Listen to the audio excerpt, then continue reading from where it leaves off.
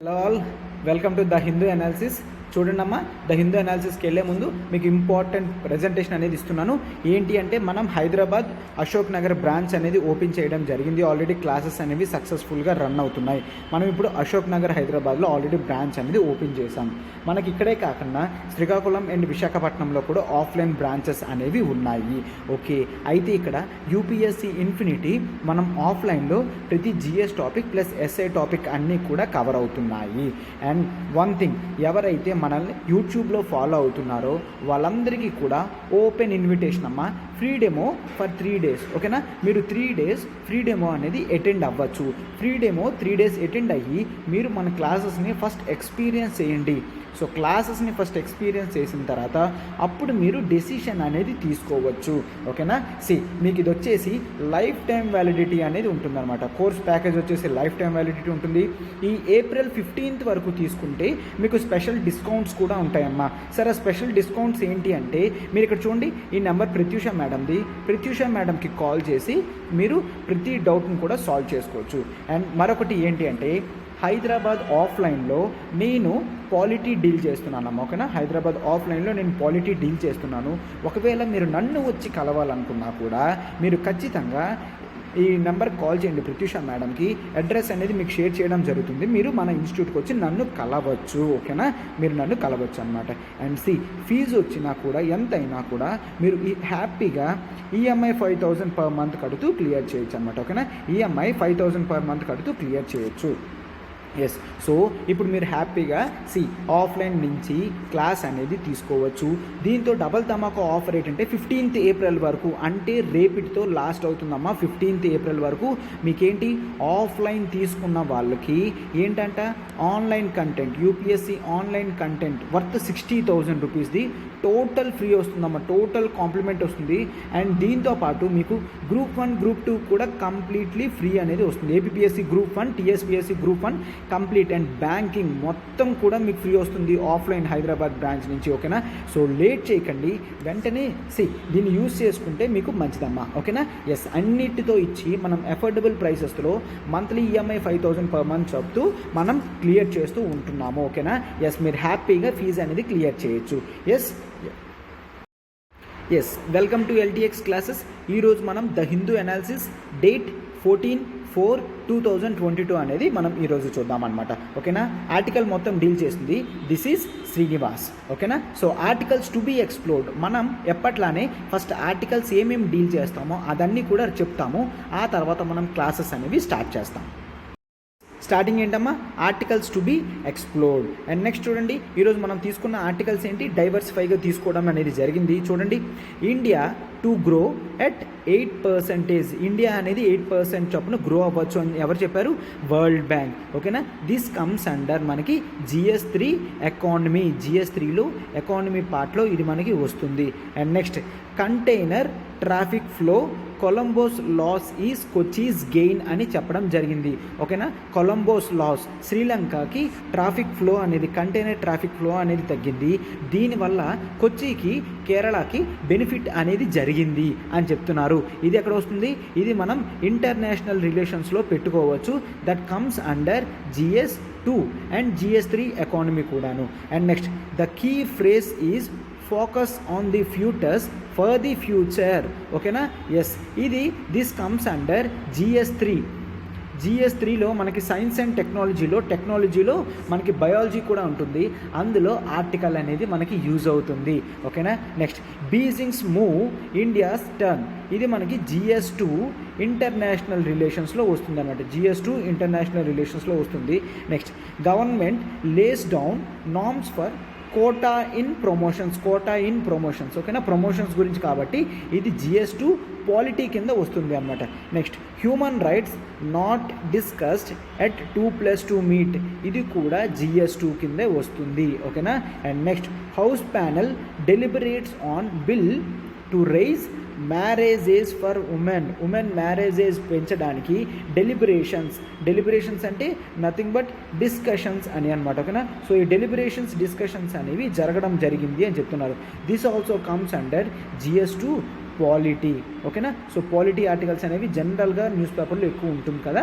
Yes. So ఇప్పుడు మనం late చేయకన్నా మనము మన క్లాస్ అనేది స్టార్ట్ చేస్తాం. చూడండి అమ్మా, ఆఫ్లైన్ బ్రాంచెస్తో పాటు మనం ఆన్లైన్ క్లాసెస్ కూడా కొత్త బ్యాచ్ అనేది స్టార్ట్ అవ్వడం జరిగింది.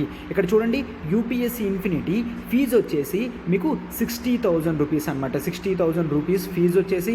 And APSC group 1 45,000 rupees, TSPSC group 1 45,000 rupees అనమాట. మనకి ఏపీఎస్సీ నుంచి టీఎస్పీఎస్సీ నుంచి ఖచ్చితంగా నోటిఫికేషన్ వస్తుంది అనే గ్యారంటీ ఉంది. నోటిఫికేషన్ వచ్చిన తర్వాత మనకి హార్డ్లీ 3 to 4 months మాత్రమే టైం ఉంటుంది. సో అప్పుడు టైం ఎక్కువ ఉండదు కాబట్టి మనం జనరల్గా ఏం చేస్తాము, అప్పుడు కేవలం రివిజన్ మాత్రమే చేస్తాము. సో అంతకుముందే మనం వైస్ డెసిషన్ అనేది తీసుకోవాలంటే ఎర్లీగా ప్రిపరేషన్ అనేది స్టార్ట్ చేయాలి. ఏపీఎస్సీ గ్రూప్ 1 టీఎస్పీఎస్సీ గ్రూప్ 1 మీరు వెంటనే స్టార్ట్ చేయండి. నోటిఫికేషన్ వచ్చిన తర్వాత రివైజ్ చేయడానికి టైం సరిపోతుంది. అండ్ నెక్స్ట్ మరొకటి చూడండి, యూపీఎస్సీ ఇన్ఫినిటీ. దానికి ముందు ఒక డేట్ అనేది గుర్తుంచుకున్నామా. ఆ డేట్ ఏంటి? 15th April, అంటే రేపే లాస్ట్ డేట్. 15th April లోపల ఎవరైతే జాయిన్ అవుతారో వాళ్ళకి డబల్ ధమాకా ఆఫర్స్ అనేవి ఉంటాయి. 15th April అంటే రేపు ఎండింగ్ అయిపోతే డబల్ ధమాకా ఆఫర్స్ అనేవి పోతాయి. ఫస్ట్ నేను కోర్స్ ఎక్స్ప్లెయిన్ చేసి తర్వాత ఆఫర్స్ ఏంటో నేను చెప్తాను. చూడండి, ఓకేనా? సో ఇక్కడ మనకి యూపీఎస్సీ ఇన్ఫినిటీ 60,000కి మనము ఏమిస్తున్నాము, జిఎస్ 1, 2, 3, 4 ఇస్తున్నాము. డైలీ బేసిస్ మీద కరెంట్ అఫైర్స్ కవర్ చేస్తాం. అండ్ ఎంసీక్యూస్ కవర్ చేస్తాము. ఆన్సర్ రైటింగ్ కూడా మీకు డే 1 నుంచే కవర్ అవుతుంది. అండ్ నెక్స్ట్ మనకి ఎస్ఐ టాపిక్స్ కూడా కవర్ అవుతాయి. అండ్ ప్యారలల్గా మీరు రాస్తారు, చదువుకుంటారు. అండ్ మనకి ప్యారలల్గా YLTX అంటే మనము కంటిన్యూస్గా మాక్ టెస్ట్ కూడా పెడతామన్నమాట. సో ఇన్ని కేవలం మార్కెట్లో దొరికేదానికన్నా మనం లెస్ దాన్ 50% అమౌంట్కి ఇవ్వడం జరుగుతుంది. అది కూడా మీరు ఈజీగా ఈఎంఐ 5,000 per month కట్టున, అలా 5,000 per month చొప్పున కట్టచ్చు. ఓకేనా? 5,000 per month చొప్పున మీరు దీన్ని కట్టచ్చు. క్లియర్? ఎస్. అండ్ ఈ నెంబర్ చూడండి, ఈ నెంబర్ ప్రత్యూష మేడంది. ఈ నెంబర్కి మీకు కాల్ చేస్తే మీకు ఏ డౌట్ ఉన్నా కూడా సాల్వ్ చేస్తారనమాట. సో డిలే చేయకండి, వెంటనే స్టార్ట్ చేయండి. ఎందుకంటే యూపీఎస్సీ ఇన్ఫినిటీ మీకు లైవ్ ప్లస్ రికార్డెడ్ క్లాసెస్ అనేవి యాక్సెసిబిలిటీ ఉంటుంది. Unlimited accessibility and life time validity అనేది ఉంటుంది. ఓకేనా? లైఫ్ టైం వ్యాలిడిటీ అనేది ఉంటుందన్నమాట. మీకు ఈ ఆఫర్ చూడండి, ఇక్కడ ఈ 5,000 per month ఆఫర్ ఇవన్నీ కూడా 15th April వరకు. ఈ 15th April తర్వాత 60,000 ఫీజు కాస్త 70,000కి వెళ్ళబోతుంది. 60,000 ఫీజు కాస్త 70,000కి వెళ్ళబోతుంది. ఆ తర్వాత మీరు 15th April లోపల కోర్స్ ప్యాకేజ్ అనేది తీసుకుంటే, యూపీఎస్సీ ఇన్ఫినిటీ తీసుకుంటే మీకు ఏపీఎస్సీ గ్రూప్ 1 అనేది కంప్లీట్గా కాంప్లిమెంట్ కింద వస్తుంది. అండ్ ఆ తర్వాత టీఎస్పీఎస్సీ గ్రూప్ 1 కూడా కంప్లీట్గా కాంప్లిమెంట్ వస్తుంది. బ్యాంక్ కానీ ఆర్ఆర్బీ కానీ అన్ని మన ఇన్స్టిట్యూట్ నుంచి వచ్చే ప్రతి కోర్స్ కూడా మీకు టోటల్లీ కాంప్లిమెంట్ ఫ్రీ కింద వస్తుందన్నమాట. సో ఇంత life time validity, live plus recorded అంటే మీరు ఒక రోజు క్లాస్ మిస్ అయినా కూడా మరొక రోజు వెంటనే క్లాస్ అనేది మీరు వినవచ్చు. ఓకేనా? ఈ విధంగా నీట్గా ఇది డిజైన్ చేయడం అనేది జరిగింది అమ్మ. సో లేట్ చేయకుండా వెంటనే డెసిషన్ అనేది తీసుకోండి. సో ఎర్లీగా మీరు స్టార్ట్ అనేది చేయండి అమ్మా. మరొక బ్యూటిఫుల్ కోర్స్ ఏంటి అంటే ఇది కూడా 15th April రేపే లాస్ట్ డేట్. అందుకే దీన్ని తీసుకొని రావడం జరిగింది. మనకి ఎప్పుడో కానీ ఆప్షనల్స్ మీద అసలు ఆఫర్స్ అనేవి రావమ్మా.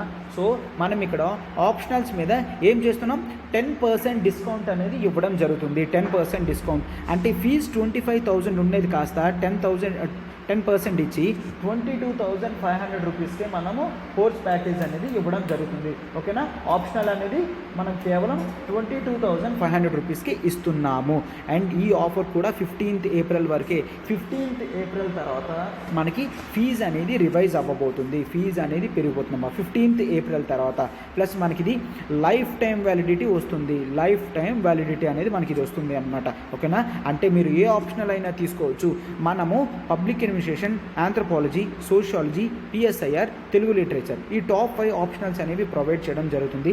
అండ్ నేను క్లాస్ చెప్తున్నాను కాబట్టి నేను నా ఆప్షనల్ గురించి నేను స్ట్రెస్ చేస్తున్నాను. నేను ఆంథ్రోపాలజీ ఇక్కడ డీల్ చేస్తున్నాను. ఓకేనా? రెగ్యులర్గా క్లాసెస్ అనేవి ఆంథ్రోపాలజీ జరుగుతున్నాయి. మీరు జాయిన్ అయితే ఖచ్చితంగా 4 monthsలో మీకు టోటల్ సిలబస్ అనేది కవర్ అయిపోతుంది. ఓకేనా? టోటల్ 4 monthsలో సిలబస్ అనేది కంప్లీట్ అయిపోతుంది విత్ నోట్స్. ఓకేనా. విత్ నోట్స్తో మీకు డైలీ 1 అవర్ చొప్పున క్లాస్ అనేది జరుగుతుంది. తర్వాత ఒక హాఫ్ అన్ అవర్ మీరు కష్టపడి క్లాస్ అనేది రాస్తారు, అంతే 1.5 అవర్ డైలీ కూర్చుంటే 4 మంత్స్లో టోటల్ మీకు సబ్జెక్ట్ ప్లస్ నోట్స్ ప్రిపరేషన్ అన్నీ కూడా జరిగిపోతాయి. ఓకేనా. ఎస్. సో అండ్ నెక్స్ట్ మరొక బెనిఫిట్ ఏంటి అంటే, ఒకవేళ మీరు ఆప్షనల్స్ అనేది కట్టిన తర్వాత వేరే ఆప్షనల్లో కావాలనుకున్నా కూడా మీరు స్విచ్ అనేది అవ్వచ్చు. అంటే ఏంటి స్విచ్చింగ్ ఎందుకు, ఇప్పుడు ఫస్ట్ ఒక ఆప్షనల్ తీసుకుంటారు, అమౌంట్ అనేది కడతారు, ఎస్, అండ్ ఆ ఆప్షనల్ అనేది మీకు నచ్చదు, సో అమౌంట్ వేస్ట్ అవుతుంది. నెక్స్ట్ వేరే ఆప్షనల్కి బయట వేరేగా తీసుకుంటారు, మళ్ళీ అక్కడ అమౌంట్ కట్టాలి. సో ఇక్కడ మీకు 2 సార్లు 3 సార్లు అమౌంట్ కట్టకన్నా కేవలం ఒకేసారి కట్టి మీరు హ్యాపీగా ఆప్షనల్ అనేది స్విచ్ అవ్వచ్చు అనమాట. ఓకేనా. ఆ ఆఫర్ కూడా కేవలం 15th ఏప్రిల్ వరకు మాత్రమే. సో డిలే చేయకండి, వెంటనే ప్రత్యూష మేడం కాల్ చేయండి. మేడంకి కాల్ చేసి మీకు ఏ డౌట్స్ ఉన్నా కూడా సాల్వ్ చేసుకోండి. సబ్స్క్రిప్షన్ కూడా వెంటనే చేసుకోండి అమ్మా. ఓకేనా. ఆంథ్రోపాలజీ గురించి అంటే నాది మీరు చూడొచ్చు. ఒకసారి క్లాస్ అనేది మీరు విన్నారు అంటే ఖచ్చితంగా ఆంథ్రోపాలజీ నుంచి వేరే దానికి స్విచ్ అవ్వరు. ఓకేనా. ఎస్, తక్కువ సిలబస్ కాబట్టి 4 మంత్స్లో కంప్లీషన్ అనేది మనం చేయగలము. ఓకేనా. ఫస్ట్ ఆర్టికల్ ఏంటమ్మా, ఇండియా టు గ్రో ఎట్ 8% అని ఎవరు చెప్పారు, వరల్డ్ బ్యాంక్ రీసెంట్గా ఐఎంఎఫ్ కూడా స్ప్రింగ్ మీటింగ్ అనేది పెట్టుకోవడం జరిగింది.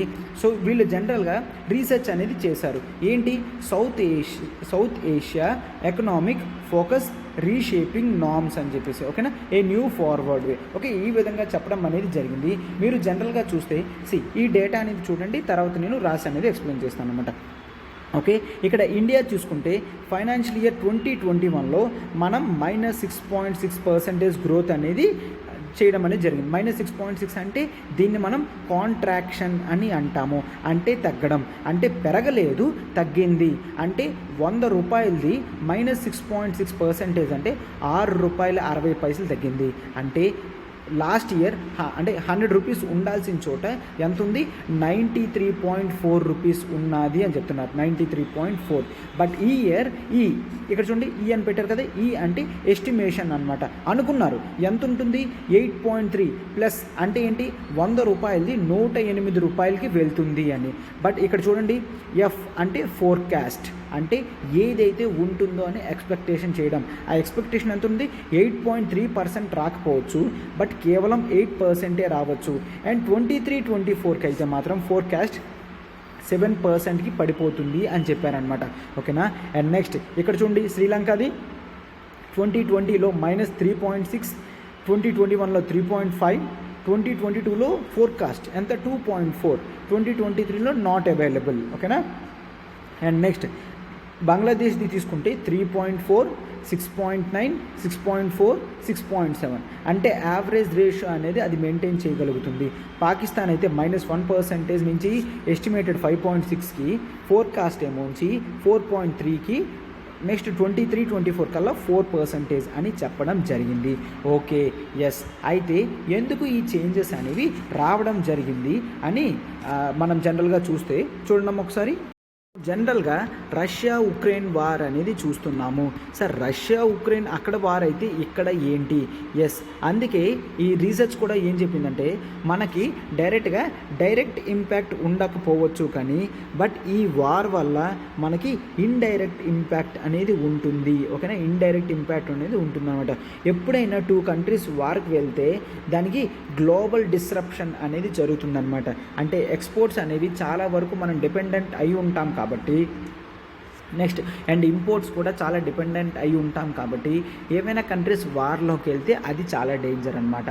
సో అందుకే ఇప్పుడు జనరల్గా ఏం చేస్తున్నారు, ఆ ఇంపాక్ట్ దేనికి అంటే వీటి వల్ల ప్రైసెస్ అనేవి పెరిగిపోవడం జరిగింది. ఇన్ఫ్లేషన్ అనేది వచ్చింది. ఓకేనా. యావరేజ్ బాస్కెట్ ఆఫ్ గూడ్స్ అనేవి పెరగడం జరిగింది. Okay, prices of average basket of goods అనేది పెరగడం జరిగింది. అంటే దాన్నే ఇన్ఫ్లేషన్ అంటాము. ఆ తర్వాత కరెంట్ అకౌంట్ బ్యాలెన్సెస్ అనేది తగ్గింది. ఓకే, ఇండియా యొక్క కరెంట్ అకౌంట్ బ్యాలెన్స్. ఎందుకు కరెంట్ అకౌంట్ బ్యాలెన్స్ తగ్గింది, అసలు ఈ కరెంట్ అకౌంట్ బ్యాలెన్స్ అంటే ఏంటి, మనం ఇక్కడ ఫారెన్ రిజర్వ్స్ అనేవి ఉంచుతాము.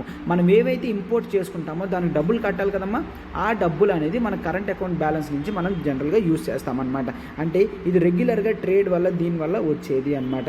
అండ్ నెక్స్ట్ ఇండియాకి చాలామంది రెమిటెన్సెస్ పంపిస్తారు కదమ్మా, ఆ రెమిటెన్సెస్ అనేది తగ్గిపోయింది వార్ వల్ల. అండ్ ప్రైసెస్ అనేవి పెరిగిపోవడంతో, ఇన్ఫ్లేషన్ అనేది పెరిగిపోవడంతో కరెంట్ అకౌంట్ బ్యాలెన్సెస్ అనేది తగ్గిపోయింది.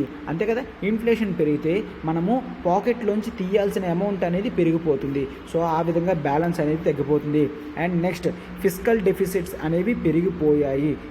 అంటే సౌత్ ఏషియన్ కంట్రీస్లో మొత్తం చెప్తున్నాడు. ఫిస్కల్ డెఫిసిట్స్ అంటే ముందు ఇంతవరకు కరోనా టైం కదమ్మా, దాని గురించి గవర్నమెంట్ అనేది ఎక్స్పెన్సెస్ చేసింది. ఆ ఎక్స్పెన్సెస్ ప్రైసెస్ ఎక్కువ అయిపోయాయి అని చెప్తున్నారు. ఓకేనా. సో ఇప్పుడు జనరల్గా గవర్నమెంట్ ఏంటి, జనరల్గా గవర్నమెంట్ ఇప్పుడు total planned monetary policy and fiscal policy అనేది కరెక్ట్గా వెయ్యాలి. ఓకేనా. Money related, economy related and currency related policy, monetary and fiscal related policies అవన్నీ కూడా ఈ ఎక్స్టర్నల్ షాక్స్కి తగ్గట్టుగా వెయ్యాలి అని చెప్తున్నారు. అంటే సో ఇప్పుడు మనం ఆల్రెడీ ఏదైతే ఎగ్జిస్టెన్స్లో ఉన్నామో ఆ ప్రాసెస్ చేయకూడదు. అయితే ఏం చేయాలి, జనరల్గా మనము దీనికి ఖచ్చితంగా foundations for green resilient inclusive growth అనేది చూస్తాము. ఓకేనా. గ్రీన్ రెసిలియంట్ ఇన్క్లూసివ్ గ్రోత్ అనేది మనం జనరల్గా చూస్తాము. దీన్ని చూస్తేనే ఇప్పుడే మనము ఏం చేయగలం, గ్రోత్ అనేది చేయగలం అన్నమాట.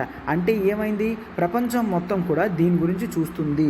ఆల్రెడీ ఉన్న ఎగ్జిస్టెన్స్లో ఏం చేసినా మనం గ్రోత్ అనేది, ఇన్వెస్ట్మెంట్ అనేది పెట్టలేము. ఆ ఇన్వెస్ట్మెంట్ ఏదైనా పెట్టాలంటే గ్రీన్ ఐటమ్స్ మీద పెట్టాలి. అంటే ఏంటి, ఫాజిల్ ఫ్యూయల్స్ నుంచి మనము రెన్యూబుల్ ఫ్యూయల్స్లోకి రావడానికి అమౌంట్ అనేది ఇన్వెస్ట్ చేస్తే ఆ అమౌంట్ అనేది మనకి రిటర్న్స్ తీసుకొస్తుంది. సో అప్పుడు మనం గ్రోత్ అనేది ఎక్స్పెక్ట్ చేయగలము. అవునా కదా. సో అందుకనే రెసిలియంట్ అండ్ ఇన్క్లూసివ్ గ్రోత్ ఇంతవరకు దేని మీద అయితే పెట్టలేదో అటువంటి వాటి మీద మనం ఇప్పుడు అమౌంట్ అనేది పెడితే అప్పుడు మన జీడిపి అనేది సాలిడ్ బేస్తో ఉంటుంది. ఓకేనా. సో దీని గురించి, ఈ ఫాజిల్ ఫ్యూయల్స్ గురించి గవర్నమెంట్ ఇన్కమ్ కావాలి కదమ్మా, అందుకే గ్రీన్ ట్యాక్స్ కూడా ప్రపోజ్ చేయడం జరిగింది. ఓకేనా. గ్రీన్ ట్యాక్స్ కూడా ప్రపోజ్ చేయడం జరిగింది అని చెప్తున్నారనమాట. ఓకేనా. ఈ విధంగా మనం చేసుకుంటే మనకి బర్డెన్ అనేది తరుగుతుంది, గ్రోత్ అనేది పెరుగుతుంది, నేషన్స్ అంతా కూడా రివైవ్ అయ్యే ఛాన్స్ ఉంటుంది. But at what cost, countries ఏవైతే వార్ చేస్తున్నాయో, రష్యా కానీ ఉక్రెయిన్ కానీ, అవి ఇమ్మీడియట్ బేసిస్ మీద డైలాగ్స్తో మాట్లాడుకొని కూర్చుంటే సరిపోతుంది. బట్ లాంగ్ టర్మ్లో చాలా గ్రేట్ డిస్ట్రక్షన్ అనేది జరుగుతుంది. గ్రేట్ డిస్ట్రక్షన్ అనేది మనం ఎక్స్పెక్ట్ చేయొచ్చు అని చెప్తున్నారనమాట. ఓకేనా. సో ఇదే అమ్మ ఆర్టికల్ మొత్తం. ఈ డేటా అనేది మనకు తెలియాలి అంటే ముందు మైనస్లో ఉన్నాం, ఇప్పుడు ప్లస్ ఉన్నాం, దాని రీజన్స్ ఏంటి, ఇప్పుడు మళ్ళీ తగ్గడానికి గల కారణాలు ఏంటి, ఇవన్నీ తెలుసుకుంటే మనకి సరిపోతుంది అనమాట. ఓకేనా. ఎస్. ఇప్పుడు మనం మన నెక్స్ట్ ఆర్టికల్లోకి వెళ్దాం. చూడండి అమ్మా, ఈ ఆర్టికల్ చూడండి అమ్మా. నెక్స్ట్ ఆర్టికల్ ఏంటి, కంటైనర్ ట్రాఫిక్ ఫ్లో. ఓకేనా. కొలంబోస్ లాస్ ఈజ్ కొచ్చిస్ గెయిన్ అని.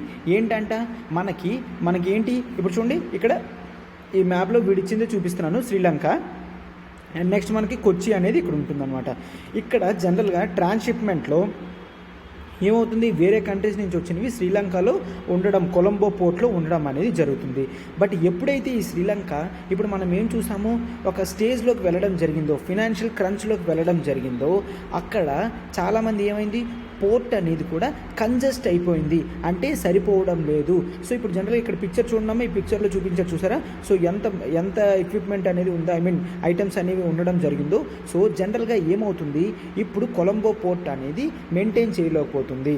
అండ్ చాలామంది కూడా కొలంబోలో పొలిటికల్ స్టెబిలిటీ సరిగ్గా లేదు, ఎకనామిక్ స్టెబిలిటీ సరిగ్గా లేదు. ఈ ప్రాసెస్ అనేది ఒక అట్లీస్ట్ ఒక 1 year అయినా ఉంటుంది కదా అని చెప్పేసి వాళ్ళు అక్కడి నుంచి ఎక్కడికి రావడం జరిగింది అమ్మ, ఇండియాకి రావడం జరిగింది. ఇండియాలో సౌత్ ఇండియా కోచ్ మెయిన్లీ ఏంటది, ఇక్కడ చూడండి, international container transshipment terminal ICTT. Okay. ఎక్కడది, వల్లర్పాదం కొచ్చిలో అనమాట. ఇక్కడ కార్గో ట్రాఫిక్ అనేది 62% ఇంక్రీజ్ అయింది. బట్ ఇక్కడ ఒకసారి చూడండి అమ్మా, మనకి ఇక్కడ చూడండి, ట్రాన్స్షిప్మెంట్ మార్చ్ 2021 కల్లా మనకి ఎంత ఉంది, 8,394 TEU. TEU అంటే 20 ఫుట్ ఈక్వివాలెంట్ యూనిట్ అనమాట. అంటే 20 ఫుట్ అనమాట, 20 ఫుట్ ఈక్వివాలెంట్ యూనిట్. ఓకేనా, ఇక్కడ బాక్స్ని చూసారు కదమ్మా, ఆ బాక్స్ని మనం TEU అంటామన్నమాట. అంటే ఫస్ట్ లాస్ట్ ఇయర్కి ఎంత ఉంది, మార్చ్ 2021 కల్లా 8,300 ఉంటే ఇప్పుడు 13,609 20 ఫీట్ ఈక్వివాలెంట్ యూనిట్ అనేది ఉంది. ఓకేనా, ఇక్కడ చూడండి గ్రాఫ్ అనేది ఇవ్వడం జరిగింది. ఈ గ్రాఫ్లో 2019-20లో మనకి ఇక్కడ 36,000 ఉంటే టోటల్ ఇక్కడ 86,000కి వెళ్తే ఇప్పుడు 1,56,159 అనేది మనం చూస్తున్నాము. ఇదేంటి, ద టోటల్ వాల్యూమ్ అన్నమాట. ఓకేనా, total volume by the year. But ఇప్పుడు ఇక్కడ మార్చ్లో చూస్తే కేవలం అది మార్చ్లో చూస్తే మనం 62% లాస్ట్ ఇయర్ కన్నా చూస్తే పెరగడం అనేది జరిగింది. ఓకేనా, ఈ బెనిఫిట్ అనేది ఇండియాకి రావడం అనేది జరిగిందనమాట.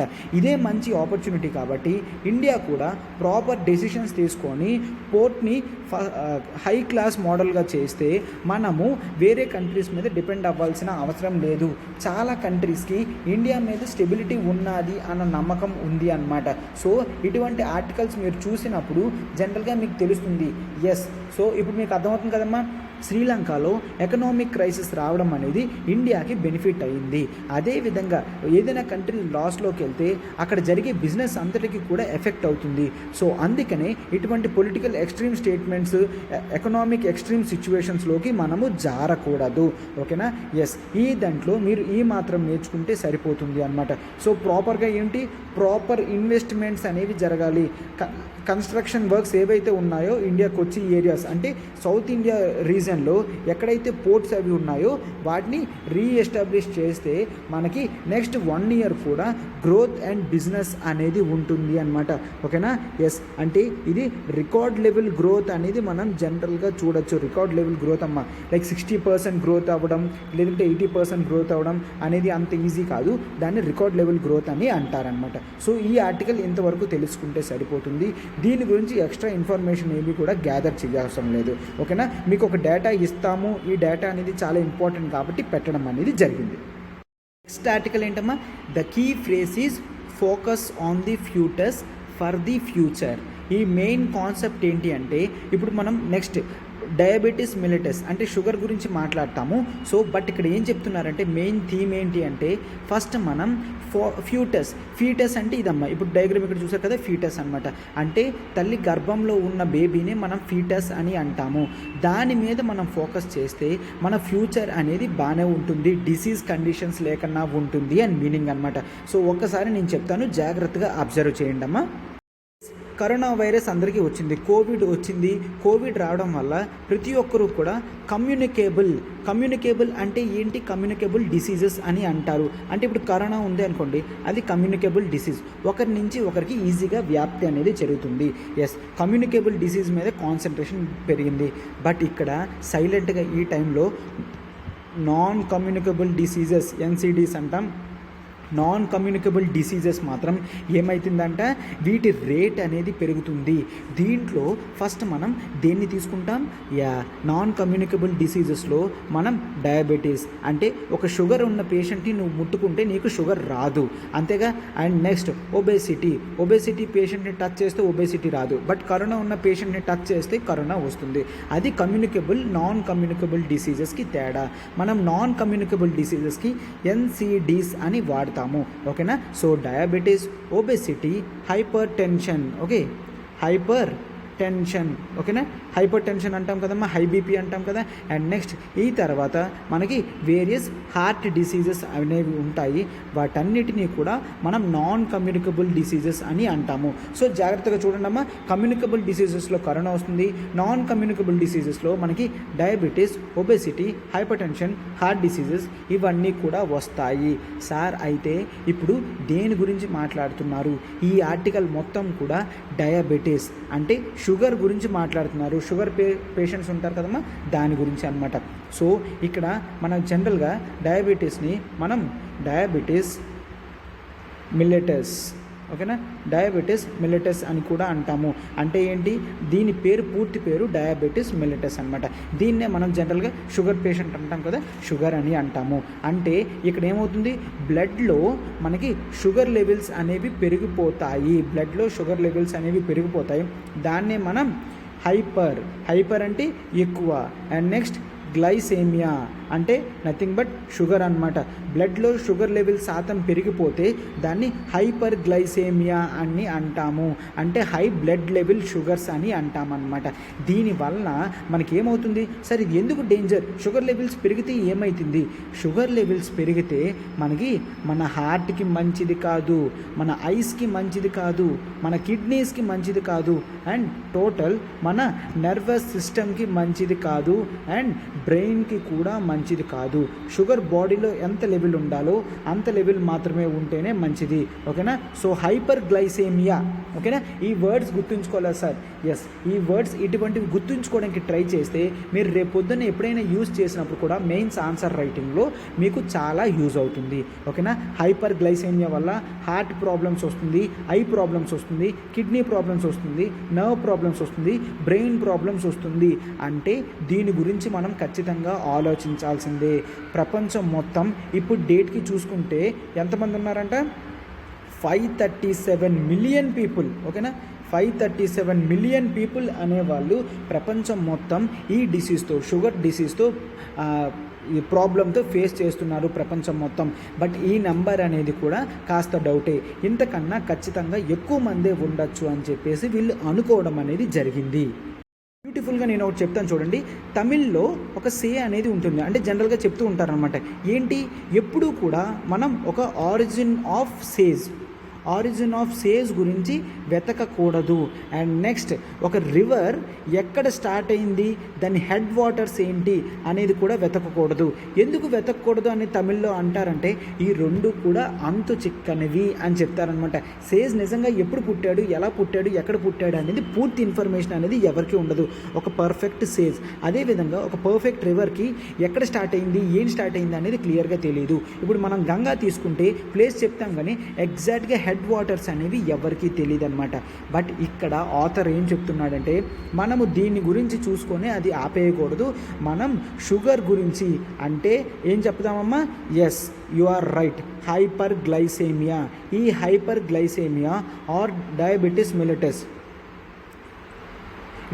మెలిటస్ గురించి మనము ఆరిజిన్ ఆఫ్ ఇన్ఫర్మేషన్ తెలుసుకోవాలి. స్టార్టింగ్ అనేది చూసుకుంటే మనం క్లోజ్ చేయాలి. సార్ అయితే ఎందుకు వస్తున్నాయి? ఇప్పుడు వస్తుంది అంటే జనరల్గా మనకేమవుతుంది, పాపులేషన్ అనేది ఏజింగ్ పాపులేషన్ అవుతుంది. అండ్ నెక్స్ట్ అర్బన్ కల్చర్ పెరిగిపోయింది, అంటే ఫుడ్ సిస్టమ్స్ మారిపోయాయి, హెల్తీ ఎక్సర్సైజెస్ అనేవి మారిపోయాయి. ఓకేనా? దాన్ని మనం అర్బనైజేషన్ అని అంటాము. ప్రీవియస్గా ఫిజికల్ యాక్టివిటీస్ అనేవి చేశాము, బట్ ఇప్పుడు అవన్నీ కూడా పోయాయి. దీన్ని లైఫ్ స్టైల్ చేంజెస్ అని అంటాము. లైఫ్ స్టైల్ చేంజెస్ అనేవి రావడం జరిగింది.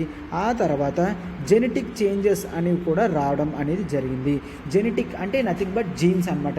జీన్స్లో చేంజెస్ కూడా రావడం జరిగింది. అండ్ మనం తింటున్న న్యూట్రిషియస్ ఫుడ్ కూడా బ్యాలెన్స్ సరిగ్గా అవ్వడం లేదు.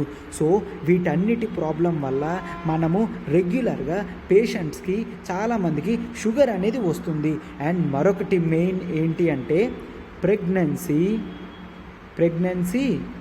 Related diabetes. అంటే మదర్కి ప్రెగ్నెంట్ అవ్వకముందే షుగర్ ఉంది అంటే ఖచ్చితంగా ఆ బేబీకి షుగర్ అనేది వస్తుంది. డయాబెటీస్ అనేది ఎర్లీ స్టేజ్లోనే వస్తుంది. అర్థమైందమ్మా? ఆర్టికల్ అందుకే అన్నాడు ఫోకస్ ఆన్ ది ఫ్యూటస్ అని. ఓకేనా? ఫోకస్ ఆన్ ది ఫీటస్ అని ఆర్టికల్ని ఈ నేమ్తోని డిజైన్ చేయడం అనేది జరిగింది. దీన్ని మనం ఏమంటాం? ఆల్రెడీ డయాబెటీస్ని ఏమంటాం మనం? Hyperglycaemia. అవునా కదా? Yes, you are right, hyperglycaemia అని అంటాము. ఆ తర్వాత ఇది ప్రెగ్నెంట్ టైంలో ఉంది కాబట్టి హైపర్ గ్లైసేమియా ఇన్ ప్రెగ్నెన్సీ అని అంటాము. ప్రెగ్నెంట్ టైంలో ఉంటే ప్రెగ్నెన్సీ అని అంటాం. దీన్ని HIP అని కూడా అంటాము. HIP అనమాట, హైపర్ గ్లైసేమియా ఇన్ ప్రెగ్నెన్సీ అని అంటాము. గ్లోబల్ మొత్తం హైపర్ గ్లైసేమియా ఇన్ ప్రెగ్నెన్సీ అనేది 16.7% అనేది ఉండడం జరిగింది. 16.7% అనేది ఈ విధంగా ఉంటుంది. ఇండియాలో అయితే ప్రతి నలుగురిలో కూడా ఒకరికి ఈ విధమైన కాంప్లికేషన్స్ అనేవి వస్తున్నాయన్నమాట. ప్రతి నలుగురిలో ఒకరికి పుట్టేటప్పుడు అయితే ఏమవుతుంది అంటే మనము జనరల్గా ఫీటస్ అంటాము. అంటే బేబీ మదర్ ఊంబులో ఉన్నప్పుడు, అంటే మదర్ ప్రెగ్నెంట్గా ఉన్నప్పుడు మనము ఏం చూస్తాము, జనరల్గా ఇంట్రా యూటరైన్, ఓకేనా, ఇన్సైడ్ ది వూంబ్ అని అంటామన్నమాట. అక్కడ జనరల్గా ఏమవుతుంది, బేబీకి అండ్ నెక్స్ట్ మదర్కి కనెక్షన్ అనేది ఉంటుంది, ఓకేనా, కనెక్షన్ అంబ్లికల్ కార్డ్ అనే కనెక్షన్ ఉంటుంది అనమాట. అంటే మదర్కి వచ్చిన ఏ ప్రాబ్లం అయినా కూడా ఆ అంబ్లికల్ కార్డ్ నుంచి బేబీలోకి వెళ్ళడం అనేది జరుగుతుంది, ఓకేనా, బేబీలోకి వెళ్ళడం జరుగుతుంది. సో బాడీలో ఎటువంటి చేంజెస్ వచ్చినా కూడా అవి అక్కడ చేంజెస్ చూపిస్తుంది. సో మదర్లో ఉన్న higher level of sugars, hyperglycaemia అనేది బేబీకి జనరల్గా ప్యాంక్రియాస్ దగ్గరికి వెళ్ళి స్టోర్ అవుతుంది. ప్యాంక్రియాస్, ఓకేనా, ఇది బాడీలో పార్ట్ కదమ్మా, ప్యాంక్రియాస్ దగ్గర స్టోర్ అవుతుంది. సో ఇటువంటి దగ్గర ఇక్కడ షుగర్ లెవెల్స్ అనేవి పెరగడం వల్ల బాడీలో ఏమవుతుంది, ఫ్యాట్ టిష్యూస్ దగ్గర కూడా పెరగడం అనేది జరుగుతుంది. అంటే ఫ్యాట్ టిష్యూస్ కూడా పెరుగుతున్నాయి. బేబీ అనేది పుట్టినప్పుడే బిగ్ బేబీగా, అంటే ఎక్కువ హెవీ బేబీగా పుట్టడం అనేది జరుగుతుంది. బట్ ఇది అంత మంచిది కాదు. లాంగ్ టర్మ్లో అన్హెల్దీ ఎన్విరాన్మెంట్లోని కెలరిఫిక్ ఫుడ్ లేకపోతే ఫిజికల్ ఎక్సర్సైజ్తో కూడా జనరల్గా లాంగ్ టర్మ్లో వీళ్ళకి ఖచ్చితంగా హైపర్ గ్లైసేమియా, అంటే nothing but sugar only, okay, ఈ డయాబెటీస్ అనేది ఖచ్చితంగా వాళ్ళకి వస్తుంది అని చెప్పడం జరుగుతుందన్నమాట. అండ్ వాళ్ళకి ఆ బేబీకి ఓన్లీ హైపర్ గ్లైసేమియా కాదు, అండ్ నెక్స్ట్ వాళ్ళకి బాడీ హెవీగా ఉండడం, హైపర్ టెన్షన్ కూడా వస్తుంది. అండ్ నెక్స్ట్ వెంటనే వచ్చేది హార్ట్ డిసీజెస్. అంటే మదర్ వల్ల వస్తే బేబీకి ఎన్ని ప్రాబ్లమ్స్ ఉన్నాయి అని చెప్పడం జరిగింది. హైపర్ టెన్షన్ రావచ్చు, హార్ట్ డిసీజెస్ వస్తాయి, హైపర్ గ్లైసేమియా కండిషన్ కూడా వస్తుంది అని చెప్తున్నాం అనమాట. సో అందుకే జనరల్గా ఇప్పుడు ఏం చెప్తున్నారు, బేబీ ఆ టైంలో ఉన్నప్పుడే మనం రీసెర్చ్ చేసి ప్రాపర్గా డెసిషన్ అనేది తీసుకోవాలి. మనకి చాలా ఆపర్చునిటీ అనేది ఉంది, సైన్స్ అండ్ టెక్నాలజీ అనేది గ్రోత్ అవుతుంది. ఈ టైంలోనే మనం మదర్స్కి నేషనల్ హెల్త్ మిషన్ ద్వారా జనరల్గా చెక్స్ అనేవి చేయించి mother blood level, sugar levels అనేది ఎప్పటికప్పుడు మనం తెలుసుకోవాలి. ఈ విధంగా ఇలా తెలుసుకుంటే ఎర్లీ స్టేజ్లో మదర్స్ ఉన్నారు అంటే వాళ్ళని కంట్రోల్ చేస్తే బేబీకి ప్రాబ్లం అనేది రాదనమాట. ఈ విధంగా చేస్తే ప్రాపర్ సొల్యూషన్ కూడా మనం ఫైండ్ చేయొచ్చు అని చెప్పడం జరుగుతుంది అనమాట. ఈ విధంగా మనము బేబీస్కి, అంటే నెక్స్ట్ ఫ్యూచర్ జనరేషన్స్కి మనము ఇటువంటివి రావు. అందుకనే focus on the futures for the future అని ఆర్టికల్ టైటిల్ అనేది పెట్టడం జరిగింది. మన ఫ్యూచర్ మీద ఫోకస్ అనేది చేయాలంటే మన ఫీటస్ ఇప్పుడైతే, అంటే నెక్స్ట్ ప్రెగ్నెంట్ లేడీస్ ఎవరైతే ఉన్నారో వాళ్ళ మీద కాన్సన్ట్రేషన్ చేయాలి అని చెప్తున్నారు అనమాట. సో ఆర్టికల్ అనేది చూసారా, నేను నీట్గా ఇన్ డీటెయిల్డ్గా చెప్పడం అనేది జరిగింది. మీరు హార్డ్లీ 2-3 వర్డ్స్ నేర్చుకుంటే సరిపోతుంది అమ్మ, ఓకేనా. సో బయాలజికల్ ఆర్టికల్స్ చదవడం అనేది అంత ఈజీ, అంత కష్టం ఏమీ కాదు. హ్యాపీగా నీట్గా 2-3 టైమ్స్ అనేది చదువుకుంటే వస్తుంది అనమాట. సో ఇక్కడ నేను మీకు మెన్షన్ చేస్తున్నాను. సో ఇప్పుడు చూసారు కదమ్మా, ఇటువంటి బయాలజీ రిలేటెడ్ టాపిక్స్ అన్నీ చాలా ఈజీగా ఉంటాయి. అసలు ఆప్షనల్ ఆంథ్రోపాలజీలో మనం ఈ మాత్రం నేమ్స్ కూడా చదవాల్సిన అవసరం అనేది ఉండదన్నమాట. ఫిజికల్ ఆంథ్రోపాలజీ ఉంటుందని చాలామంది భయపడతారు, బట్ అందులో ఏ మాత్రం కూడా ఎక్కువ అనేది ఉండదు. సో అందుకనే మీరు ఒకసారి నా క్లాస్ డెమోకి అటెండ్ అవ్వండి. ఒకవేళ మీరు నిజంగా కష్టమని ఫీల్ అయితే అప్పుడు మీరు డిస్కస్ చేయొచ్చు, ఓకేనా. ఎస్, సో ఇది అమ్మ ఆర్టికల్. ఇప్పుడు మనం నెక్స్ట్ ఆర్టికల్లోకి వెళ్తున్నాం, ఒక్కసారి చూడండి. నెక్స్ట్ ఆర్టికల్ ఏంటమ్మా, Beijing's move India's turn, okay, Beijing's move India's turn అంటుంట. ఇక్కడ ఆర్టికల్ సుశాంత్ సింగ్ ఎట్లా చెప్పారు అంటే, ఇప్పుడు రీసెంట్గా చైనాకి ఇండియాకి టైస్, అంటే సంబంధాలు అనేవి కొత్త వైపు వెళ్తున్నాయి. ఇద్దరు కూడా మంచి ఫ్రెండ్స్ అవుతున్నారు, ఇద్దరు ఆలోచనలు ఒకలాగా ఉంటున్నాయి అని చెప్పడం అనేది జరిగింది. అంటే చైనా అనేది ఇండియాతో ఫ్రెండ్షిప్ చేసుకోవడానికి చూస్తుంది. దానికి కారణాలు ఏంటి, దాని పర్యవసరం ఏంటో కూడా ఒక్కసారి మనం ఆర్టికల్లో చూద్దామన్నమాట. క్లియర్గా చూడండి అమ్మా. ఇక్కడ ఏం చెప్తున్నారంటే, ఎస్, ఇండియా ఎప్పుడు గ్లోబల్ పవర్గా, గ్లోబల్ స్టేట్స్మెన్లా, అంటే డిప్లొమాటిక్గా బిహేవ్ చేస్తాము అనే ఇండియా, ఇక్కడ చూడండి స్టార్టింగ్ కాస్త క్రిటికల్గా చెప్తారు, డిప్లొమాటిక్గా బిహేవ్ చేస్తారు అన్న ఇండియా ఇప్పుడు ఏమవుతుంది, రష్యా ఏదైతే మిలిటరీ ఇన్వేషన్ చేస్తుందో, అంటే వార్ అనేది చేస్తుందో అది కరెక్ట్ కాదు అని ఎక్కడా కూడా చెప్పడం లేదు. అంటే రష్యాది మిస్టేక్, ఉక్రెయిన్ కరెక్టే అని ఎక్కడా కూడా చెప్పలేదు. అండ్ దీంతోనే కాకుండా ఇంకా రష్యాతో ట్రేడ్ రిలేషన్ కూడా పెంచడం జరిగింది. ట్రేడ్ రిలేషన్ పెంచడం అంటే రష్యా నుంచి మనం ఫ్యూయల్స్, ఆయిల్ సప్లై అనేది కూడా డాలర్స్లో కాకుండా రూబెల్లో అగ్రిమెంట్ చేసుకుందాము అన్నట్టు కూడా వచ్చింది, చూసారు కదా. అండ్ నెక్స్ట్ చాలా వరకు యునైటెడ్ నేషన్స్ రెజల్యూషన్స్లో ఇండియా అనేది ఏమైంది, యాబ్స్టైన్ అయ్యింది. యాబ్స్టైన్ అంటే ఓటు వేయకపోవడం అనమాట. యాబ్స్టైన్ అయ్యింది, ఇది కూడా చూస్తాము.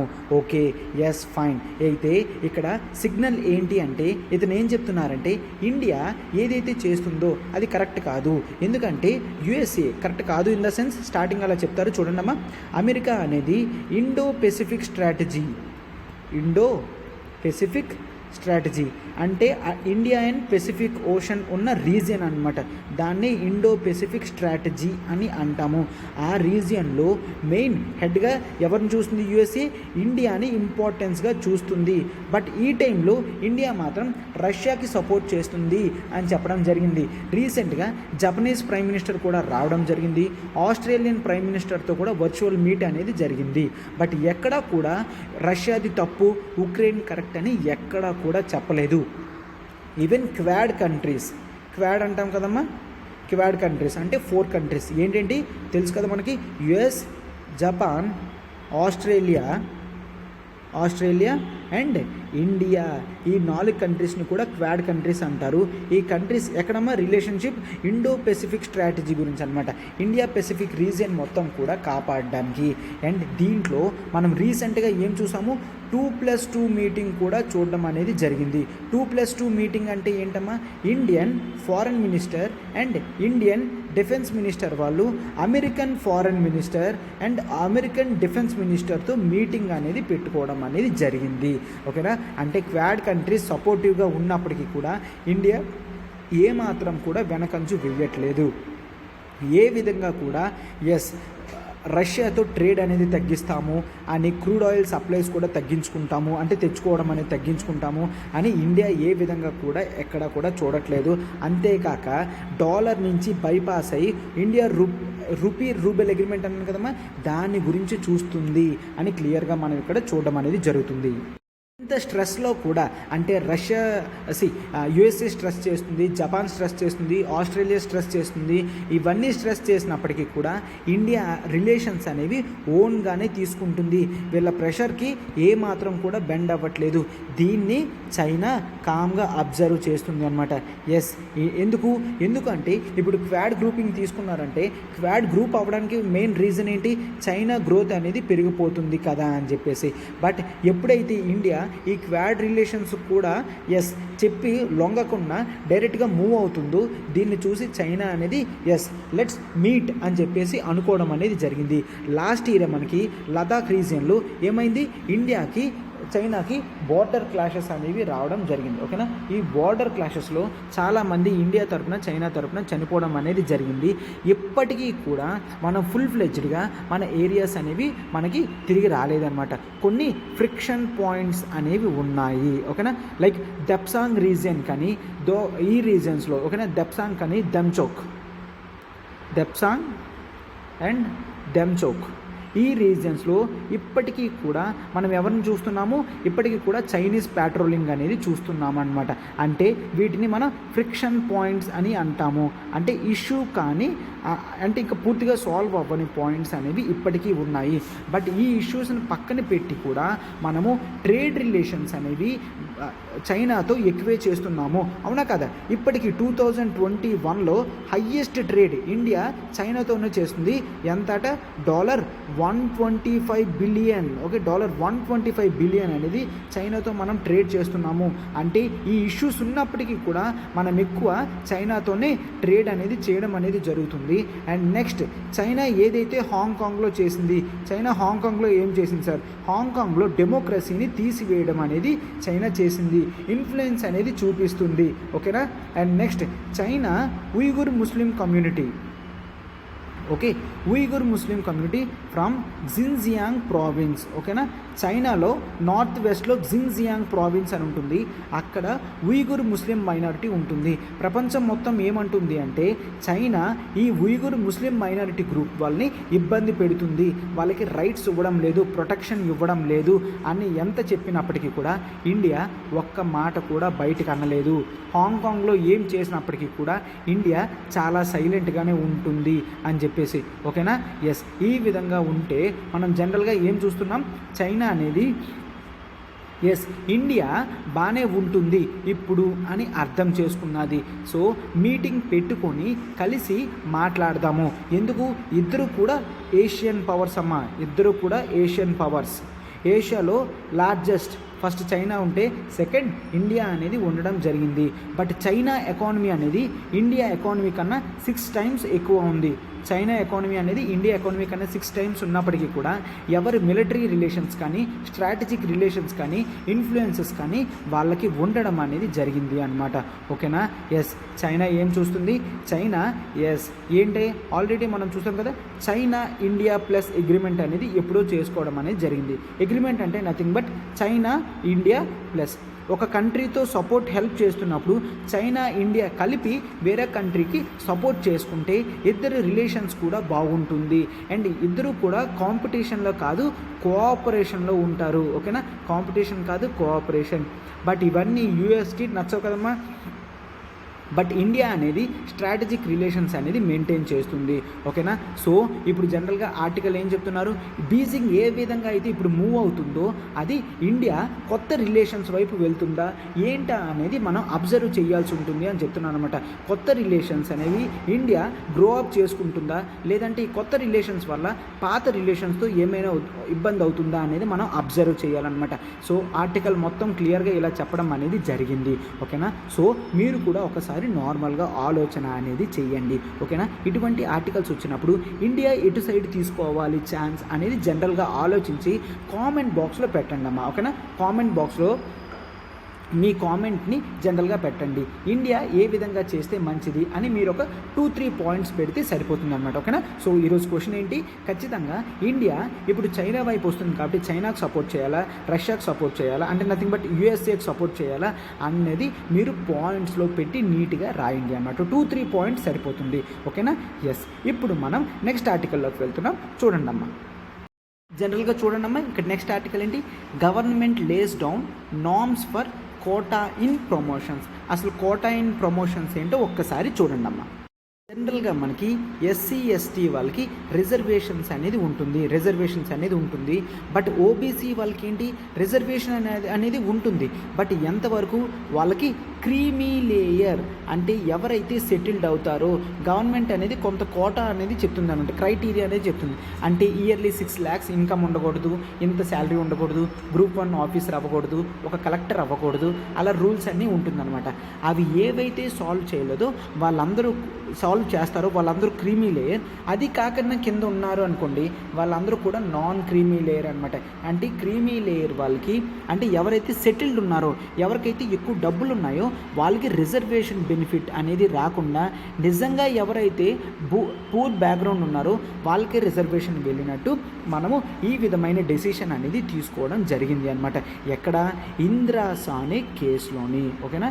ఇందిరా సానే జడ్జిమెంట్లోని ఏం చెప్పడం జరిగింది, ఓబీసీ వాళ్ళకి రిజర్వేషన్ ఇవ్వాలి బట్ క్రీమీ లేయర్ వాళ్ళని తప్పించాలి. ఆ తర్వాత మనం ఎస్సీ ఎస్టీ కమ్యూనిటీకి రిజర్వేషన్ ఇస్తున్నాం. బట్ ఇక్కడ తర్వాత ప్రమోషన్స్లో రిజర్వేషన్స్ వస్తుందా లేదా, ప్రమోషన్స్లో రిజర్వేషన్స్ ఇన్ ప్రమోషన్స్ అని అంటాము, లేదంటే కాన్సిక్వెన్షియల్ సీనియారిటీ అని కూడా అంటాం అన్నమాట. ఓకే. రిజర్వేషన్స్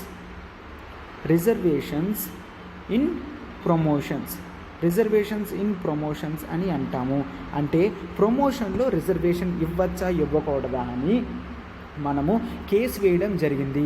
బట్ ఇక్కడ ఆ కేసునే M Nagaraj versus Union of India case 2006 అనేది ఉంటుందన్నమాట. ఇందులో క్లియర్గా నాగరాజ్ కేసులో గవర్నమెంట్ రిజర్వేషన్స్ ఇన్ ప్రమోషన్స్లో క్రీమీ లేయర్ అప్లై చేయాలి. అంటే వెల్ సెటిల్డ్ ఎస్టీ పీపుల్ ఎవరైతే ఉన్నారో వాళ్ళకి ఎటువంటి బెనిఫిట్ రాకూడదు, నిజంగా ఎవరైతే పూర్గా ఉన్నారో వాళ్ళకి మాత్రమే వెళ్ళాలి అని చెప్పడం జరిగింది అనమాట. SC ST people creamy layer ఉన్న వాళ్ళకి రాదు అని చెప్పడం జరిగింది. అండ్ నెక్స్ట్ ఈ నాగరాజ్ కేసులో క్రైటీరియా అనేది ఇవ్వడం జరిగింది. ఏంటంట, మీరు ప్రమోషన్స్ ఇచ్చినప్పుడు వీటిని అబ్జర్వ్ చేయండి. ఏంటి, వాళ్ళు బ్యాక్వర్డ్నెస్కి చెందిన వాళ్ళ కాదా అని. ఓకేనా, బ్యాక్వర్డ్నెస్. అండ్ నెక్స్ట్ కేసులో దీన్ని కూడా తీసుకెళ్ళడం జరిగింది. ఎందుకంటే ఆల్రెడీ ఎస్సీ ఎస్టీ వాళ్ళు బ్యాక్వర్డే కాబట్టి. అండ్ నెక్స్ట్ వాళ్ళు ఆ పొజిషన్స్లో ఇన్యాడిక్వేట్గా రిప్రజెంటేషన్ అయి ఉన్నారా, ఇన్యాడిక్వేట్ రిప్రజెంటేషన్. ఓకేనా, ఇన్యాడిక్వేట్ రిప్రజెంటేషన్ అంటే ఇప్పుడు చూడండి, ఏ అనే పోస్ట్ ఉంది. ఏ అనే పోస్టుల్లో ఎంతమంది ఎస్సీ వాళ్ళు ఉంటున్నారు, ఎంతమంది ఎస్టీ వాళ్ళు ఉంటున్నారు. ఏ అనే పోస్టులో ఎస్సీ ఎస్టీ వాళ్ళు ఎక్కువే ఉన్నారంటే అక్కడ రిజర్వేషన్ అనేది ఇవ్వడం అవసరం లేదు అని నాగరాజ్ కేసులో చెప్పడం జరిగింది. ఒకవేళ అక్కడ తక్కువ మంది ఉన్నారంటే అక్కడ ఇవ్వచ్చు. అండ్ నెక్స్ట్ ఇచ్చేటప్పుడు ఖచ్చితంగా ఓవరాల్ అడ్మినిస్ట్రేటివ్ ఎఫిషియన్సీ అనేది తగ్గకూడదు. అంటే ఆ పొజిషన్లో ఒక ఓసీ వాడు వెళ్ళినా ఒక ఎస్సీ వాడు వెళ్ళినా అంత ఇబ్బంది ఉండదు అన్నప్పుడే చూడాలి. ఓవరాల్ అడ్మినిస్ట్రేటివ్ ఎఫిషియన్సీ అని అంటాం కదమ్మా, ఓవరాల్ అడ్మినిస్ట్రేటివ్ ఎఫిషియన్సీ తగ్గకుండా ఉంటేనే ఇవ్వాలి అని చెప్పడం అని జరిగింది. ఓకేనా, సో ఇక్కడ క్లియర్గా ఏం చెప్పడం జరిగింది, నేను నెక్స్ట్ బెంచ్కి ఇవ్వను అంటే హయ్యర్ బెంచ్కి ఇవ్వాల్సిన అవసరం లేదు. మనము జనరల్గా ఇందిరాస్ అనే కేసులో చూడడం అనేది జరిగింది. ఎస్టీ కమ్యూనిటీ వాళ్ళు ఏంటి, ఇందిరాస్ అనే కేసులో ఏం చెప్పారు, క్రీమీ లేయర్ ఉన్న ఓబీసీ వాళ్ళకి ఇవ్వాల్సిన అవసరం లేదు అని చెప్పడం జరిగింది. అదేవిధంగా రిజర్వేషన్స్ ఇన్ ప్రమోషన్స్లో ఎస్టీ వాళ్ళకి ఛాన్స్ ఇవ్వాలా ఇవ్వవసరం లేదా అని చెక్ చేయడం జరిగింది. బట్ ఇక్కడ మనం Nagaraj versus Union of India కేసులో క్లియర్గా కొంత క్రైటీరియా అనేది ఇవ్వడం జరిగింది. అంటే ఈ ఎస్సీ ఎస్టీ వాళ్ళు బ్యాక్వర్డ్ అయి ఉండాలి. అండ్ వాళ్ళు ఆ పొజిషన్ ఏదైతే ఉందో అక్కడ ఇన్యాడిక్వేట్గా రిప్రజెంటేషన్ చేసి ఉండాలి. అండ్ ఓవరాల్ అడ్మినిస్ట్రేటివ్ ఎఫిషియన్సీ కూడా తగ్గకూడదు. అంటే ఆ పొజిషన్లో ఒక ఎస్సీ వాడు వెళ్ళినా ఎస్టీ వాడు వెళ్ళినా ఒక ఓసీ వాడు వెళ్ళినా మనం ఏం చూస్తాము, జనరల్గా వాడు ఆ ఎఫిషియన్సీ అనేది తగ్గదు అని జనరల్గా చూస్తామన్నమాట. సో అందుకు దీన్ని చూసుకొని మనకి ఈ రిజర్వేషన్ బెనిఫిట్ ఇవ్వచ్చు అని క్లియర్గా చెప్పడం అనేది జరిగిందనమాట. అయితే ఇప్పుడు ఆర్టికల్లో ఏం చెప్తున్నారంటే రీసెంట్గా department of personal and training వాళ్ళు ఏం చెప్తున్నారు, యూనియన్ గవర్నమెంట్కి స్టేట్స్కి అడుగుతున్నారనమాట. ఎస్సీ ఎస్టీ వాళ్ళ డేటా అనేది అడుగుతున్నారు అనమాట. ఎందుకు, రిజర్వేషన్స్ ఇన్ ప్రమోషన్స్ అనేవి ఇవ్వడానికి ఆల్రెడీ సుప్రీంకోర్టు యాక్సెప్ట్ చేయడం జరిగింది. కాబట్టి ఈ డేటాని ఎప్పుడైతే మనం కంప్లీట్ చేస్తామో వెంటనే ఎస్సీ ఎస్టీ వాళ్ళకి రిజర్వేషన్స్ అనేది ఇవ్వచ్చు అని చూడడం అనేది జరుగుతుందన్నమాట. గవర్నమెంట్ డిపార్ట్మెంట్స్ ఏవైతే ఉన్నాయో వాళ్ళు కేర్ఫుల్గా స్టడీ అనేది చేయాలి. ప్రమోషన్స్ అనేవి ఎఫిషియన్సీస్ని మెయింటైన్ చేస్తుందా లేదా, ప్రమోషన్ కమిటీ అనేది ఎస్టాబ్లిష్ చేయాలి. ఆ ప్రమోషన్ కమిటీ జనరల్గా చూడాలన్నమాట. ఏంటంట, ఒకవేళ ఆ పొజిషన్లో ఎక్కడ ఖాళీలు ఉన్నాయి, ఎక్కడ ఖాళీ ఉంటే ఎస్సీ ఎస్టీ వాళ్ళు వెళ్ళచ్చు, వాళ్ళు వెళ్ళినా కూడా మనకి అడ్మినిస్ట్రేటివ్ ఎఫిషియన్సీ అనేది డిస్టర్బెన్స్ లేకుండా ఉండాలి అని క్లియర్గా చెప్పడం అనేది జరుగుతుందన్నమాట. ఈ విధంగా ఉంటే మీరు వెంటనే డెసిషన్ తీసుకొని నాకు ఎన్ని ఖాళీలు ఉన్నాయి ఏంటో చెప్పండి అని department of personal and training request చేయడం జరిగింది, అడగడం అనేది జరిగింది అనమాట. ఓకేనా, సో ఇప్పుడు మనం మన నెక్స్ట్ ఆర్టికల్లోకి వెళ్తున్నాం. చూడండి అమ్మా, నెక్స్ట్ ఆర్టికల్ ఏంటమ్మా, human rights not discussed at 2+2 meeting అనేది చెప్పడం జరిగింది. ఒకసారి ఫస్ట్ మనం 2+2 మీటింగ్ అంటే ఏంటో చూద్దామమ్మా. జనరల్గా హై లెవెల్ మీటింగ్స్ అని కొన్ని అంటాము. హై లెవెల్ మీటింగ్స్ అంటే ఏంటి అంటే ఆ కంట్రీస్లో పెద్ద హెడ్స్ ఎవరైతే ఉన్నారో వాళ్ళ మీటింగ్ అయితే దాన్ని హై లెవెల్ మీటింగ్స్ అని అంటామన్నమాట. ఇప్పుడు రీసెంట్గా India USA high level meeting అనేది పెట్టింది. ఇండియా యుఎస్ఏ ఎక్కడంట, యుఎస్ఏలో వాషింగ్టన్లో. ఇక్కడికి హై లెవెల్ మీటింగ్స్ అంటే ఎవరు ప్రెజెంట్ అయ్యారు, ఇండియా నుంచి Indian defence minister and Indian defence minister and ఇంకా ఫారెన్ మినిస్టర్ వీళ్ళిద్దరూ కూడా వెళ్ళడం అనేది జరిగింది. అక్కడ వెళ్ళి వాళ్ళ కౌంటర్ పార్ట్స్ అంటే USA defence minister and USA foreign మినిస్టర్స్తో మీటింగ్ అయింది. దీన్ని high level meeting at 2+2 dialogue అని అంటారు. ఓకేనా, 2+2 మనం డైలాగ్ అని అంటామన్నమాట. అంటే వీళ్ళిద్దరూ కూర్చుంటారు, వాళ్ళ ఇష్యూస్ ఏవైతే ఉంటాయో సాల్వ్ చేసుకుంటారు. ఇటువంటివి కంట్రీ డిప్లొమాటిక్ రిలేషన్స్ పెంచడానికి ఎక్కువ యూజ్ చేస్తామన్నమాట. డిప్లొమాటిక్ రిలేషన్స్ అండ్ ఫస్ట్ మనం జనరల్గా మనం ఏం చూస్తాం, ఒకవేళ American president Indian prime minister కలిశారు అనుకోండి, అది ది హయ్యెస్ట్ మీటింగ్ అనమాట. అండ్ ఆ తర్వాత జనరల్గా మనకి హయ్యెస్ట్ ఇంపార్టెంట్ ఏంటి, 2+2 డైలాగ్ అనమాట. 2+2 డైలాగ్లో ఫారెన్ మినిస్టర్స్ డిఫెన్స్ మినిస్టర్స్ కలుస్తున్నారు అంటే చాలా ఇష్యూస్ అనేవి పెండింగ్ ఇష్యూస్ అన్నీ కూడా సాల్వ్ చేసుకుంటారు అక్కడ అనమాట. ఇటువంటివి అవసరమా? ఇటువంటివి అవసరము. ఎందుకు? మనకి స్ట్రాటజిక్ రిలేషన్స్ అనేవి చాలా ఇంపార్టెంట్. ఎందుకు ఇప్పుడు ఇండియా మీట్ అయింది అంటే రష్యా ఉక్రెయిన్ వార్ అవుతున్నప్పుడు అమెరికా చాలా వరకు మనకి ఫోర్స్ చేయడం అనేది జరుగుతుంది. ఏంటి, యుఎస్ఏకి సపోర్ట్ చేస్తూ రష్యాకి ఎగెన్స్ట్గా యుఎన్ సెక్యూరిటీ కౌన్సిల్లో నువ్వు ఓటు వేయు అని చెప్పడం, అండ్ రష్యా నుంచి ఆయిల్ కొనద్దు అని చెప్తే మనం రష్యా నుంచి హయ్యర్ అమౌంట్ ఆఫ్ ఆయిల్స్ అనేవి తెప్పించుకోవడం, ఈ విధంగా చేస్తున్నాము అని చెప్పేసి మీటింగ్ అనేది పెట్టడం జరిగింది. అండ్ ఇండో పెసిఫిక్ స్ట్రాటజీ అంటే India and Pacific Ocean region, Indo Pacific strategy అనమాట. ఓకేనా, స్ట్రాటజీ దాని గురించి డిస్కస్ చేయడానికి కూడా మనము ఈ విధంగా డిస్కషన్స్ అనేవి పెడతాము. ఓకేనా, సో ఇప్పుడు ఏమవుతుంది, దీని వలన మనం హై లెవెల్ మీటింగ్స్ అప్పుడు ఇష్యూస్ అనేవి సాల్వ్ చేసుకుంటాం అనమాట. అయితే ఇప్పుడు ఆర్టికల్లో ఏముంది అంటే జనరల్గా అమెరికా వాళ్ళు రైజ్ చేశారు ఏంటంట, ఇండియాలో హ్యూమన్ రైట్స్ వైలేషన్ అనేది జరుగుతుంది, రిలీజియన్ పైన ఎక్కువ హిందూస్ డామినేషన్ అనేది పెరిగిపోతుంది అని ఇష్యూ అనేది రావడం జరిగింది. బట్ ఇండియా వాళ్ళు ఏం చెప్తున్నారు ప్రెస్ మీటింగ్లో, నో, అటువంటివి ఏ విధంగా కూడా రాలేదు, జస్ట్ వాళ్ళు ఎంక్వైరీ చేయడం జరిగింది అండ్ మనం కూడా ఆన్సర్ అనేది ఇవ్వడం జరిగింది అని చెప్తున్నారనమాట. ఓకేనా, రిస్ట్రిక్షన్స్ అవేవి లేవు, అందరూ కూడా ఫ్రీగానే ఉంటున్నారు, ఇండియా అనేది ఒక సెక్యులర్ కంట్రీ అని మాత్రమే మేము చెప్పడం జరిగింది అని క్లియర్గా దీంట్లో చెప్పడం అనేది జరిగిందనమాట. సో అర్థమైంది కదమ్మా, హై లెవెల్ మీటింగ్స్, 2+2 డైలాగ్స్, ఇవన్నీ కూడా డిప్లొమసీ గురించి అనమాట. ఇవన్నీ కూడా డిప్లొమాటిక్ రిలేషన్స్. ఎప్పుడైనా కంట్రీ రిలేషన్స్ అనేవి వీక్ అయితే వాటిని స్ట్రాంగ్ చేయడానికి, మరింత ఎంకరేజ్మెంట్ చేయడానికి ఇటువంటివి మనము యూజ్ చేస్తాము. ఓకేనా, ఇదమ్మా ఈరోజు ఆర్టికల్ దీని గురించి. అండ్ నెక్స్ట్ ఆర్టికల్ని చూడండి. సో నెక్స్ట్ ఆర్టికల్ చూడండి అమ్మా, హౌస్ ప్యానెల్ డెలిబరేట్స్ అంటే discusses on bill to raise marriage age for women. ఇక్కడ మ్యారేజ్ ఏజ్ ఫర్ ఉమెన్ అనేది పెరగాలి అని చెప్తున్నారనమాట. అంటే ఏమైంది, రీసెంట్గా మనం ఇక్కడ ఏంటి, prohibition of child marriage amendment bill 2021 అనేది తీసుకొని రావడం జరిగింది అనమాట. ఓకేనా, ఒక్కసారి చూడండి, అసలు బ్యాక్గ్రౌండ్తో సహా మనం మొత్తం జనరల్గా చూద్దాం.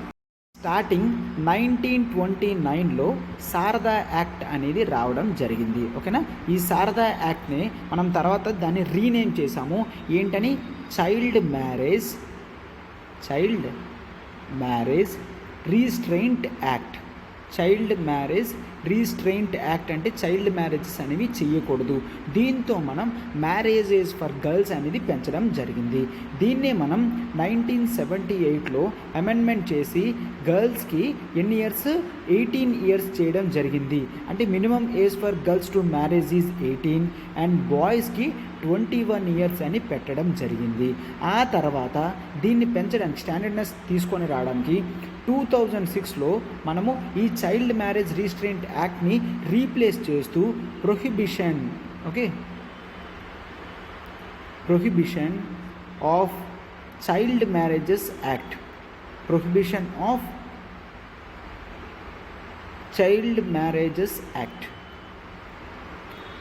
PCMA 2006 అంటారు. Prohibition of child marriages act తీసుకొచ్చి దీంట్లో క్లియర్గా చెప్పడం జరిగింది, ఉమెన్కి ఖచ్చితంగా 18 ఇయర్స్ ఉన్న తర్వాతే మ్యారేజ్ చేయాలని.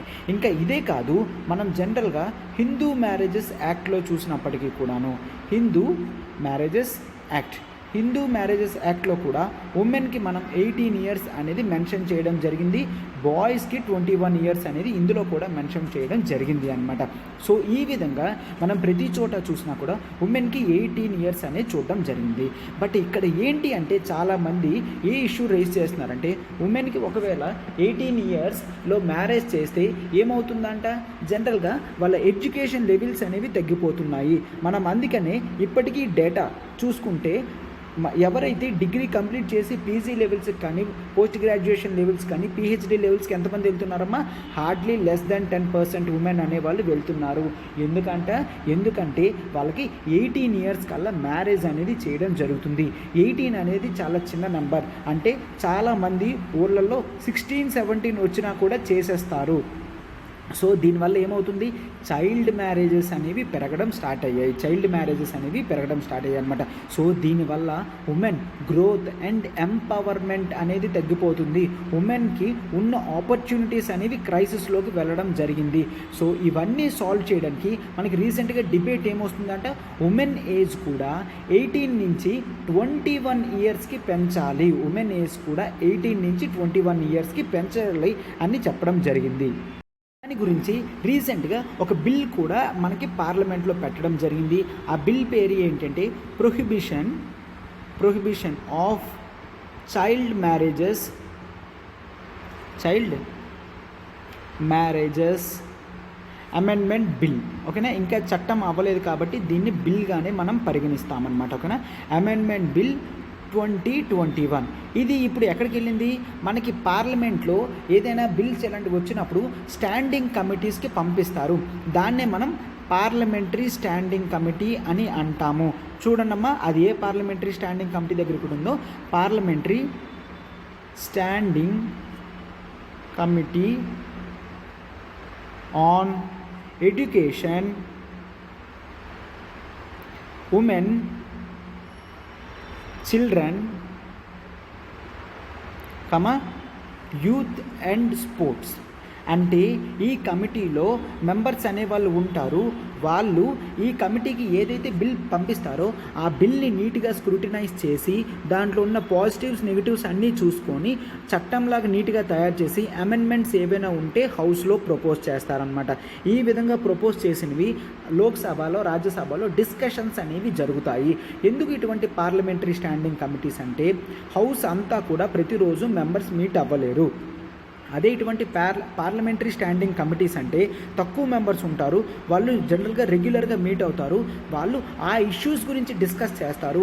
ఒకవేళ వీళ్ళకి ఎక్కడైనా డౌట్ వస్తే కావాలి అంటే వీళ్ళు సబ్జెక్ట్ ఎక్స్పర్ట్స్ని కూడా పిలుచుకోవచ్చు. ఆ పర్మిషన్స్ అనేవి ఉంటాయి. సబ్జెక్ట్ ఎక్స్పర్ట్స్ని పిలిచి వాళ్ళతో డెలిబరేషన్స్ అంటే డిస్కషన్స్ అనేవి చేస్తారు. సబ్జెక్ట్ ఎక్స్పర్ట్స్ వాళ్ళ డొమైన్ నాలెడ్జ్ని వీళ్ళకి ప్రొవైడ్ చేసి యాడెడ్ ఇన్ఫర్మేషన్ అనేది ఇవ్వడం జరుగుతుంది. సో మెయిన్ అసలు ఇష్యూస్ ఎక్కడ వస్తున్నాయి అని జనరల్గా చూడొచ్చు. ఇన్ జనరల్గా ఓకే, పాజిటివ్స్ ఏంటి, రైజింగ్ ఉమెన్ మ్యారేజ్ ఏజ్ అనేది రైజ్ చేస్తే జనరల్గా ఉమెన్కి వెల్ఫేర్ ఏ విధంగా, తన హెల్త్ స్టేటస్ అనేది పెరుగుతుంది, న్యూట్రిషన్ స్టేటస్ అనేది పెరుగుతుంది. సార్ న్యూట్రిషన్ స్టేటస్ పెట్టడం ఏంటి, ఒకసారి ఆలోచించండి. ఒక అమ్మాయి 21 ఇయర్స్కి మ్యారేజ్ చేసుకుంటే ఆమె హెల్త్ అప్పుడు పర్ఫెక్ట్గా ఉంటుంది. అదే 16 ఇయర్స్కో 17 ఇయర్స్కో 18 ఇయర్స్కో మ్యారేజ్ చేస్తే ఆమె హెల్త్ అంతా సోషల్ మెచ్యూరిటీ కూడా ఆమెకు ఉండదు.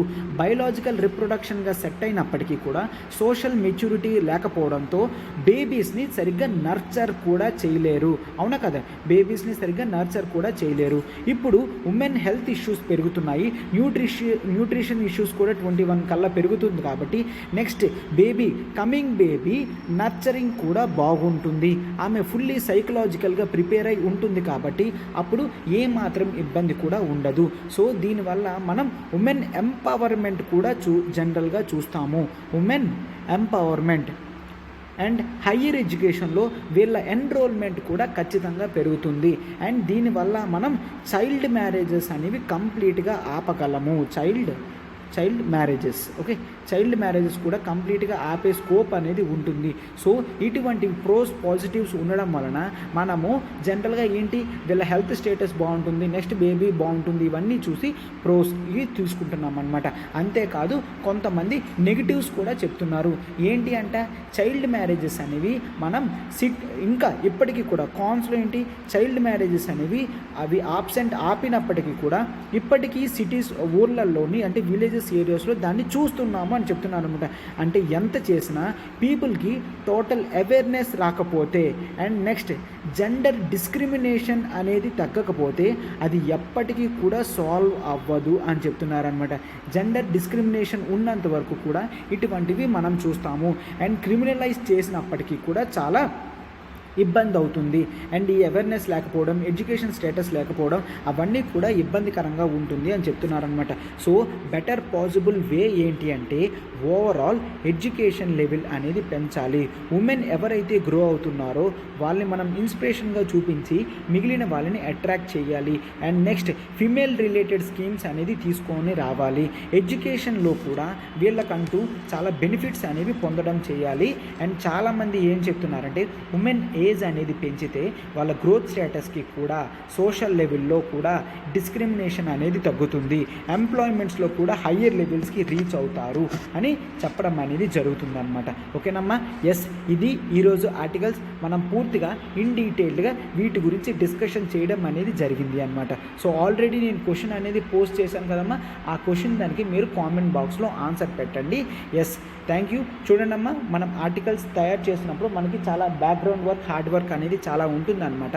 మీరు దాన్ని అప్రిసియేషన్ చేస్తారని మేము అనుకుంటున్నాము. సో లైక్ బటన్ హిట్ చేయండి, ఫెలో ఆస్పిరెంట్స్కి షేర్ చేయండి అమ్మా, అండ్ డూ కామెంట్ ఆల్సో. ఓకేనా? Yes, thank you.